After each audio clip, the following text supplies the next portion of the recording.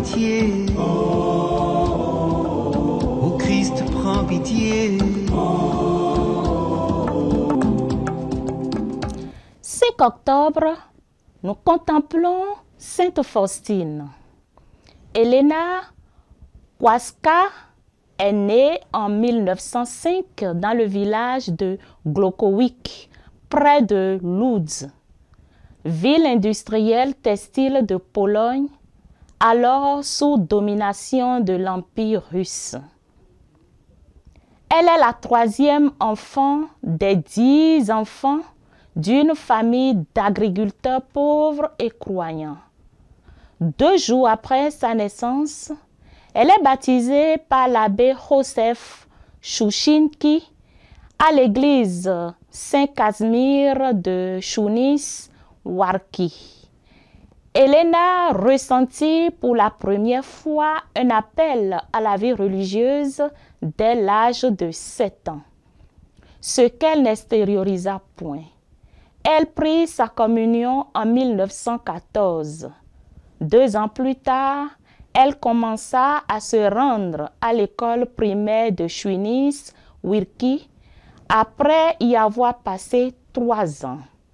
Elle dut renoncer à poursuivre sa scolarité faute de moyens financiers et pour faire place à ses frères et sœurs les plus jeunes.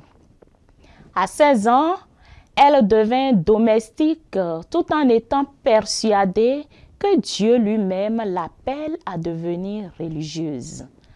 À l'âge de 18 ans, elle fit part à ses parents de sa volonté d'entrer au couvent et se heurte à leur refus, car ils n'ont pas les ressources nécessaires pour payer la dot demandée par les congrégations religieuses. Elena part pour Varsovie sans le consentement de ses parents et après plusieurs vaines tentatives, elle fut admise au couvent de la congrégation des Sœurs de Notre-Dame de la Miséricorde à l'âge de 20 ans et reçut le nom de Sœur Marie Faustine. C'est le 1er mai 1933 qu'elle prononça ses vœux perpétuels à Cracovie. Au sein de sa communauté, elle fut cuisinière et jardinière.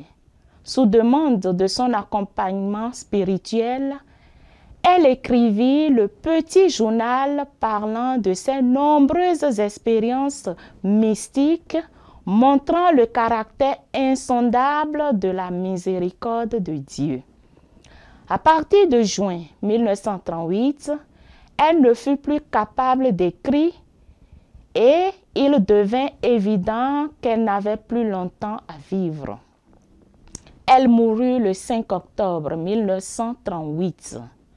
En faisant l'inventaire de sa cellule, la mère supérieure trouva dans le tiroir de la table la peinture du Christ de la miséricorde divine, maintenant répandue dans le monde entier. Selon la vision qu'elle en avait eue, Sœur Marie Faustine l'avait dessinée sur un papier avec des crayons de couleur que sa supérieure lui avait précédemment remis. L'Église catholique a reconnu que sa vie mystique est d'une extrême richesse.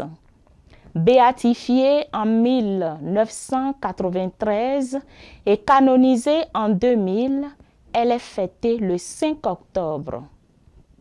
Pour tous ceux qui t'aiment, Seigneur, tu leur révèles ce que l'œil ne peut voir.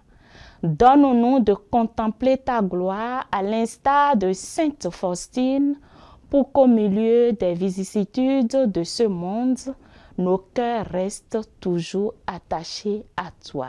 Sainte Marie Faustine, priez pour nous. À demain.